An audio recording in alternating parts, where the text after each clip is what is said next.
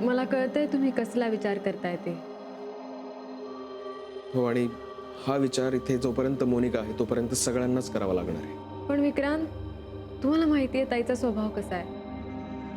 तरी सुद्धा तुम्ही इथे तिला पर्यायच नव्हता. म्हणजे खरं तर मानसिक घर म्हटल्यावर त्याचे काही नियम असतात जे आपण सगळेच पाळतो, पण ते नियम पाळायचेच नाही असं तिने ठरवूनच टाकलं होतं. तिच्या काही मैत्रिणी आल्या होत्या घरी. त्यांनी घरी येऊन धिंगाणा घातला आणि मग सगळेच बोलायला लागले.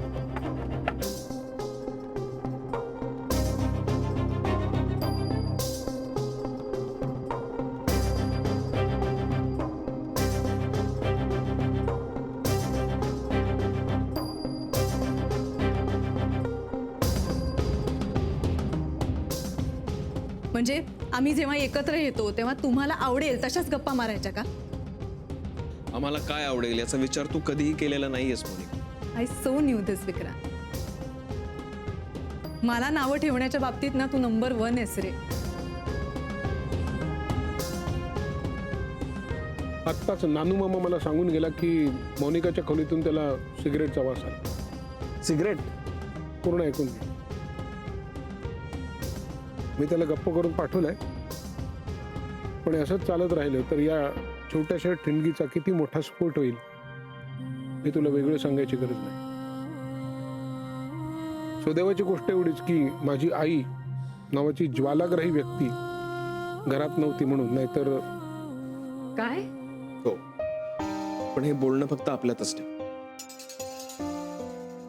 आणि कसं आहे, तिने असा प्रकार परत करू नये म्हणून आपण काहीतरी करणं किंवा आजीने त्यावर घरी उपाय शोधणं, त्यामध्ये मला आपण काहीतरी करणं जास्त योग्य वाटतं.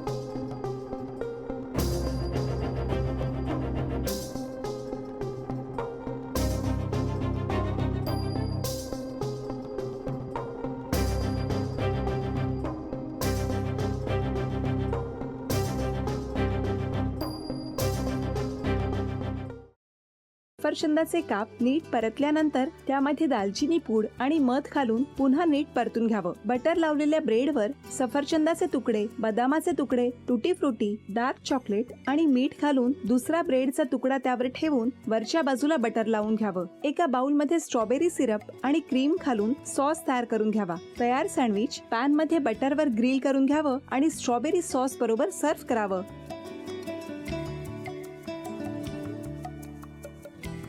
हे जेव्हा बोलत होते तेव्हा मी बघत होतो की या दोघांनी स्वतःचा संसार उभा केलाच, पण स्वतःच्या संसाराबरोबर अनेकांच्या आयुष्यात आनंद निर्माण केला. तो आनंद महत्त्वाचा. हसत राहा, आनंदी राहा असं म्हणत शुभेच्छा देऊया. आणि ही झी मराठीकडून भेटवस्तू डेव्हिड तुमच्यासाठी. अभिनंदन.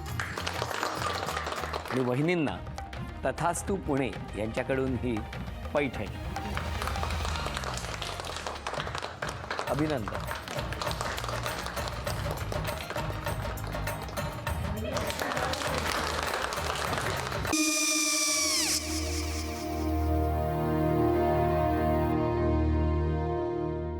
काय गो? हा काय झालं? काय झालं? काय आले मी निकाल लावून आली. हो, पण तिची आईच काय बोलली? तिला वाटलं का सगळ्या निशाने आपल्या चुका कबूल केल्या का? आई मी चांगलं सुनावून आली आहे. त्या तिची बाजू घेत होत्या, पण मी लक्ष दिलं नाहीये. खूप झालं आता. चांगुलपणा खूप झाला.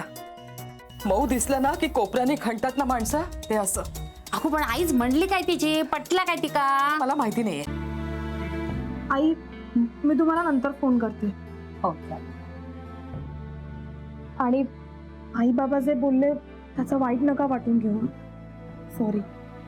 सॉरी काय त्या? नेहा आले. आई मी येते. होय. काकू येते.